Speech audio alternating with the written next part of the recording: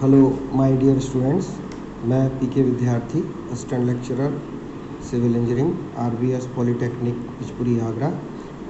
मैं आज आपको 6th sem quantity survey valuation में नेक्स्ट सिलेबस का पार्ट एनालिसिस ऑफ रेट्स बताऊंगा। और ये इसको करने के लिए किस प्रकार से हम लोग स्टेप उठाते हैं और इसको करने से पहले इसकी पूरी जानकारी वो बताता हूँ। इसमें सबसे पहले देखिए, एनालिसिस ऑफ रेट्स का मतलब हो गया कि आइटम ऑफ वर्क, जो हम लोग आइटम ऑफ वर्क करते हैं, किस जो है वो बिल्डिंग का काम हो या किसी भी प्रकार का काम हो, उन सबको हम आइटम ऑफ वर्क कहते हैं। अब इसीलिए इस आइटम ऑफ वर्क में जो पैसे लगते हैं, जो धन लगता है, उसको हम लोग एनालिसिस ऑफ रेट की सहायता से आइटम रेट भी कह सकते हैं। आइटम रेट भी कहा जाता है कि आइटम का रेट क्या है, तो वो आइटम के रेट का निर्धारण करना ही एनालिसिस रेट के अंतर्गत आता है। इसकी एक प्रक्रिया है। इस प्रक्रिया में सबसे जो पहला महत्वपूर्ण बात है वो है स्पेसिफिकेशन। स्पेसिफिकेशन मतलब कोई भी काम जब हम करते हैं तो उस काम को करने से पहले उस काम के लिए हमें कुछ निर्धारण करना पड़ता है। जैसे कि मान लीजिए हम अर्थवर्क कर रहे हैं, अर्थवर्क में अब ये स्पेसिफिकेशन आ जाएगा कि अर्थवर्क आप कर रहे हैं तो किस तरह का अर्थवर्क कर रहे हैं, किस तरह की सॉइल पे अर्थवर्क कर रहे हैं। मान लीजिए वो सॉइल आपकी कंकड़ युक्त है और उसमें कंकड़ पत्थर है, तो जब कंकड़ पत्थर है तो इसका मतलब वहाँ पर जो लेबर है वो ज़्यादा लगेगी। और यदि सॉफ्ट सॉइल है, जनरल सॉइल है, सिंपल सॉइल है, वहाँ लेबर कम लगेगी। तो ये स्पेसिफिकेशन इस आधार पे हम निर्धारित करते हैं, पहली चीज़। दूसरा, यदि हम 30 सेंटीमीटर से ऊपर खोद रहे हैं और 30 सेंटीमीटर से ऊपर खोद रहे हैं, 1.5 मीटर की चौड़ाई पर है या 10 वर्ग मीटर का इलाका है, तो हम उसको खुदाई में नहीं मानते हुए उसको केवल हम सरफेस एक्सकावेशन कहेंगे। ये मैं एक उदाहरण के तौर पे दे रहा हूँ। तो ये स्पेसिफिकेशन हो गया। जब आज आप नींव आपने खोदी, जब नींव खोदी तो कितनी गहरी खोदी, कितना आपने लिफ्ट की, मिट्टी जो खोदी वो कितनी लिफ्ट की ऊंचाई पर, और उस मिट्टी को ट्रेंच के या खुदाई से कितनी दूर आपने ट्रांसमिट किया, वो निर्धारित दूरी रखी रहेगी। इसमें बताया कि साहब लिफ्ट 1.5 मीटर है और जो लीड है उसको हम लीड कहते हैं कि ट्रेंच से दूर मिट्टी को ट्रांसपोर्ट करना, वो 30 मीटर है। तो लिफ्ट 1.5 मीटर, लीड 30 मीटर, इसके लिए हम एनालिसिस करेंगे। अब इसमें यदि मात्रा बढ़ जाती है, जैसे मिट्टी सॉफ्ट थी या पत्थर युक्त थी तो अंतर पड़ गया, इसी तरीके से यदि लीड और लिफ्ट बढ़ जाते हैं तो रेट भी बढ़ जाएगा। तो हम ये कह सकते हैं, ये एक एग्जाम्पल था, स्पेसिफिकेशन के अकॉर्डिंग ही रेट को हम लोग एनालाइज करते हैं, निर्धारण करते हैं, तय करते हैं। तो इसको हम लोग आइटम ऑफ वर्क और फिर उसके साथ स्पेसिफिकेशन, और इसको हम आइटम रेट भी कह सकते हैं। अब आ जाइए इसके जो जिन जिन पॉइंट्स को हम लोग मोटे तौर पे कंसीडर करते हैं। पहला हो गया डेटा रिगार्डिंग लेबर और रिक्वायरमेंट ऑफ लेबर। अब सबसे पहले कि हमें कितनी लेबर चाहिए, इसका डाटा हमारे पास होना चाहिए कि हमारे पास कितनी लेबर होनी चाहिए उस कार्य को करने के लिए। या ये कहिए कि रिक्वायरमेंट ऑफ लेबर, लेबर का जो पेमेंट होता है वो डेली बेसिस पे होता है, प्रतिदिन के अनुसार होता है। तो एक चीज़ तो ये हो गई कि लेबर की requirement her item of work की अलग अलग होती है, वो हमारे पास होनी चाहिए। दूसरी बात आ जाइए requirement of material and rate. ये पार्ट अभी इस सिलेबस से पहले मैंने पूरा कराया था, उसमें सारी बातें बताई थी कि किस मटेरियल को किस तरह से कैलकुलेट करना है। मोर्टार है तो कैसे करना है, कंक्रीट है तो कैसे करना है, डीपीसी में है कैसे करना है, फ्लोरिंग में है तो किस तरह से करना है, प्लास्टर है तो किस तरह से मटेरियल कैलकुलेट करना है। तो वो मटेरियल यहाँ से हम लोग कैलकुलेट कर लेते हैं उस तरह से, और उसका रेट देख लेते हैं। जैसे मटेरियल में आया ब्रिक वर्क है, ब्रिक वर्क का मोर्टार कैलकुलेट कर रहे हैं यहाँ, तो ब्रिक वर्क के मोर्टार के साथ साथ उसमें रेट आएगा। तो जैसे अब सीमेंट है, सीमेंट का रेट क्या होता है, 350 रुपये प्रति बोरी है आज की डेट का रेट। इसमें आ जाइए सैंड का, सैंड का क्यूबिक फिट में मान लीजिए तो करीबन 200 क्यूबिक मीटर में करीब 200 रुपये या 200-250 रुपये प्रति क्यूबिक मीटर होगा सैंड का। अच्छा, अब जैसे ब्रिक है, ब्रिक इस्तेमाल कर रहे हैं तो ब्रिक का रेट है 6,000 रुपये प्रति 1,000, तो या 6,500 रुपये प्रति 1,000। तो ये रिक्वायरमेंट ऑफ मटेरियल और उसका रेट ये भी हमारे पास होना चाहिए। These all are the steps of analysis of rate, इसको हम ये कह सकते हैं स्टेप है। तो लेबर की रिक्वायरमेंट और लेबर का पैसा डेली वेजेस के अकॉर्डिंग कितना लेना है ये हमें पता होना चाहिए। मटेरियल और उसका रेट हमें पता होना चाहिए। ये दो चीज़ें जब हमें पता होती हैं तो इसको एनालाइज करके उसका मल्टीप्लाई करके जो टोटल एनालिसिस आती है उसमें कॉन्ट्रैक्टर प्रॉफिट जोड़ते हैं 10%। हर आइटम ऑफ रेट में ठेकेदार का जो काम करता है उसे ठेकेदार कहते हैं और जो काम कर रहा है उसका 10% फ़ायदा इसमें जोड़ा जाता है। अब आ जाइए सन्डरीज में या कंटिजेंसी में। कंटिजेंसी में क्या होता है कि जो अचानक खर्चे आ जाते हैं छोटे मोटे, कि जैसे कि कोई किसी को चोट लग गई, अब चोट लग गई लेबर को तो उसको हमें ठीक कराना है, रिपेयर कराना है, मेडिकल फैसिलिटी उसको देनी है, या कहीं कोई पार्ट पे जैसे हमने खुदाई कर रहे हैं, खुदाई करते समय कहीं पर कोई वाटर लाइन आ गई और वाटर लाइन बस्ट कर गई, अब उसको रिपेयर करना है। इलेक्ट्रिक लाइन है वो बस्ट कर गई, उसको हमें रिपेयर करना है।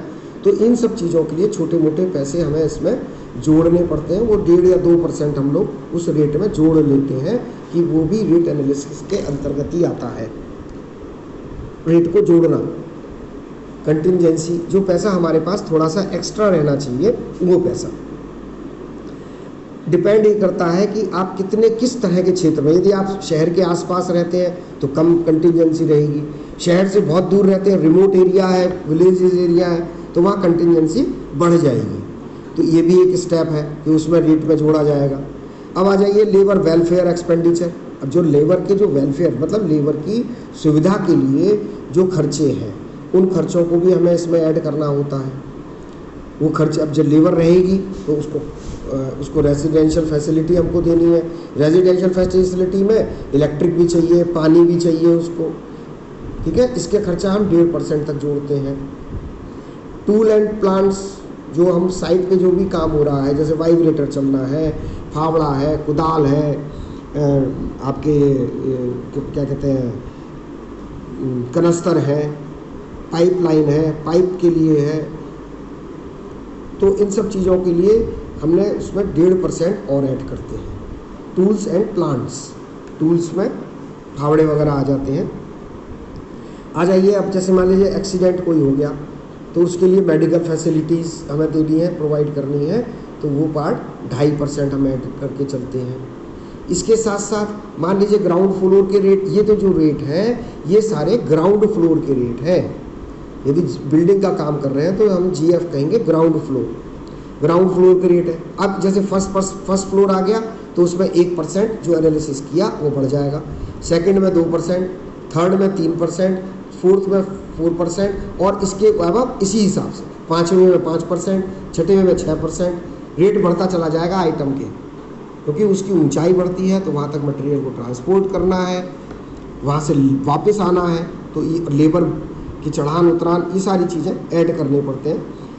अब मान लीजिए हम अब कोई एक आइटम उठा लेते हैं, उसकी एनालिसिस हमें करनी है, तो यहाँ पर अभी जो एनालिसिस करेंगे वो हम अर्थवर्क की करते हैं। अर्थवर्क किसी भी का हो सकता है, अर्थवर्क बिल्डिंग का हो सकता है, अर्थवर्क रोड का हो सकता है, अर्थवर्क आपका कैनाल का हो सकता है।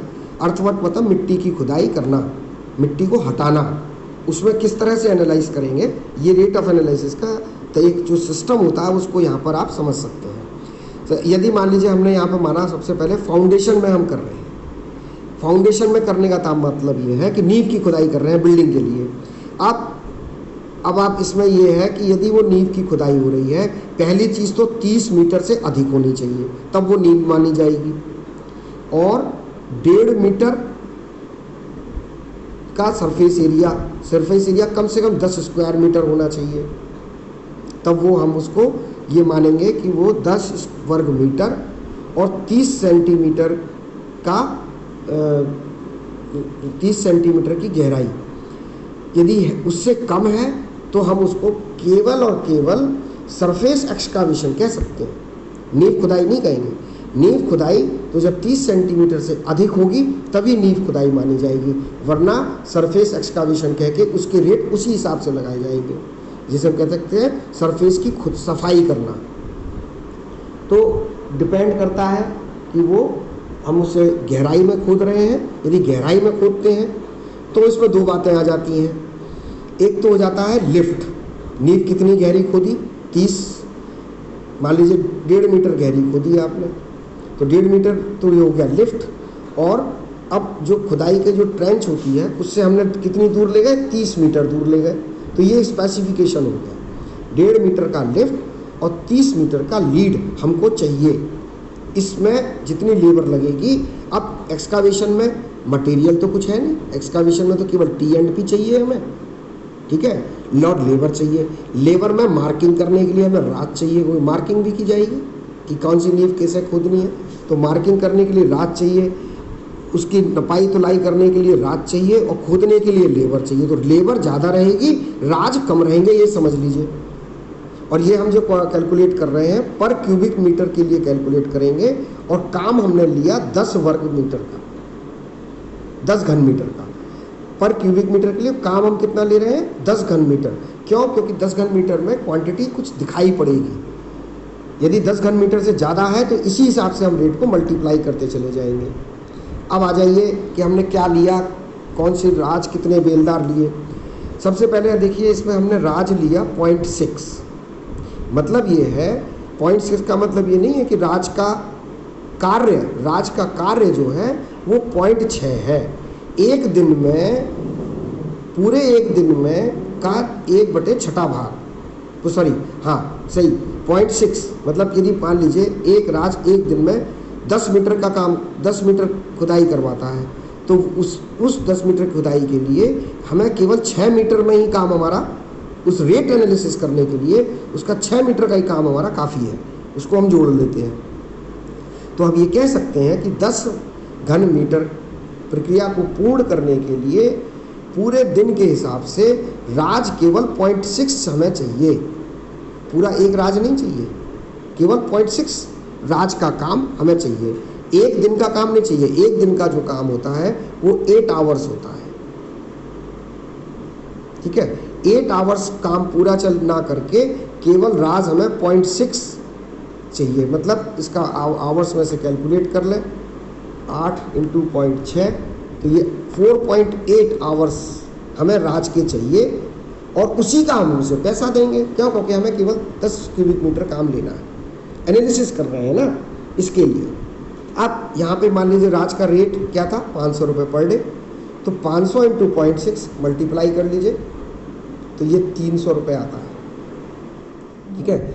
अब इसी में मजदूर आ जाइए। अब यहाँ मजदूर की संख्या ज़्यादा चाहिए क्योंकि खुदाई है, ये भी हम सिंपल सॉइल की बात कर रहे हैं। यदि हम ये हार्ड सॉइल की बात करेंगे तो हार्ड सॉइल में तो राज चाहिए हमें 0.8, राज बढ़ गए हार्ड सॉइल, और बेलदार मजदूर चाहिए 8, तो रेट बढ़ गया। हार्ड सॉइल की बात हो रही है यहाँ पर, लेकिन हम ये कौन सी सॉइल है, सिंपल और जनरल सॉइल। तो 6.6, 6 को 400 रुपये पर डे के हिसाब से, आज का रेट 2400 रुपये। वो 6 हमें चाहिए, 6 दिन लग जाएंगे, ये मान के चलिए। एक राज को लगाए और 10 क्यूबिक मीटर हम खुदाई कर रहे हैं, तो वो 6 दिन लग जाएंगे। तो उसके हिसाब से अब एक दिन में 6 लगा दीजिए तो 10 क्यूबिक मीटर को देगा। टूल एंड प्लांट लमसम में ले लेते हैं 400 रुपये लमसम, केवल एक हिसाब से मानते हुए कि इतना कंज्यूम होगा, जिसमें कुदाल चाहिए, फावड़े चाहिए, और आपका कनस्तर वगैरह चाहिए, पाइप वगैरह चाहिए, ये सारी चीज़ें। तो वो 400 रुपये मान लीजिए हमने 10 क्यूबिक मीटर के लिए मान लिए, तो उसमें टोटल हो गया इतना। और इसमें पानी के चार्जेस जोड़ दीजिए, 1%, 1% जोड़ दीजिए पानी का चार्जेस, तो हो गया आपका 31 रुपये।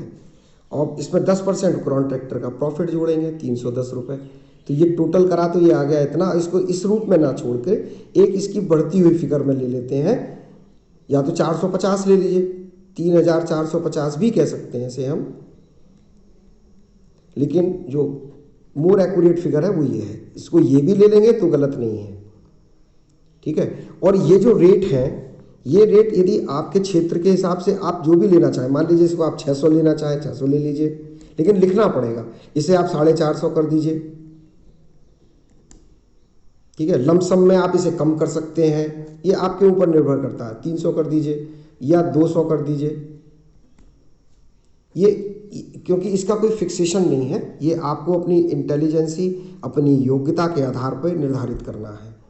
और फिर इसमें ये सारी चीज़ें इसी हिसाब से परिवर्तित हो जाएंगी, और जब परिवर्तित होंगे तो उसका हम ऐड करके और फिर उसी हिसाब से ये जो रेट हो गया, ये रेट होगा हमारा प्रति 10 घन क्यूबिक मीटर के लिए। 10 क्यूबिक मीटर की खुदाई करने में इतने खर्चा आएगा, ठीक है। और यदि 1 क्यूबिक मीटर की खुदाई करनी है तो 350 रुपये हो गए, ठीक। तो ये हमने एक आइटम लिया, इसमें केवल और केवल लेबर थी, मटेरियल अभी नहीं है। तो इसी तरीके से आप सिंपल सॉइल का लिया, आप हार्ड सॉइल के लिए कैलकुलेट करें,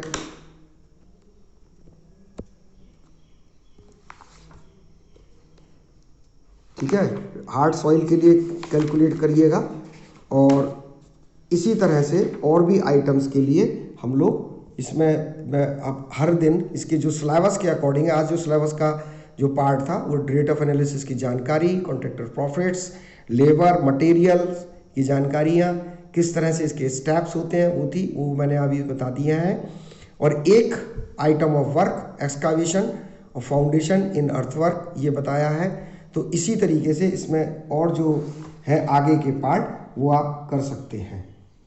हार्ड वर्क, हार्ड सॉइल के लिए है उसे करिए, फिलिंग का काम कर रहे हैं उसके लिए करिए, उसमें लेबर के रेट, जो लेबर है उनकी मात्रा कम या ज़्यादा हो सकती हैं। तो इनको थोड़ा सा अपने मस्तिष्क में आपको बैठाना पड़ेगा, दिमाग में एक बार सेट हो जाएगा तो फिर कोई दिक्कत नहीं आएगी। नेक्स्ट लेक्चर में मैं इसके आगे के और आइटम्स जो वर्क हैं बिल्डिंग के वो उनका रेट एनालिसिस करके बताऊंगा। Thank you.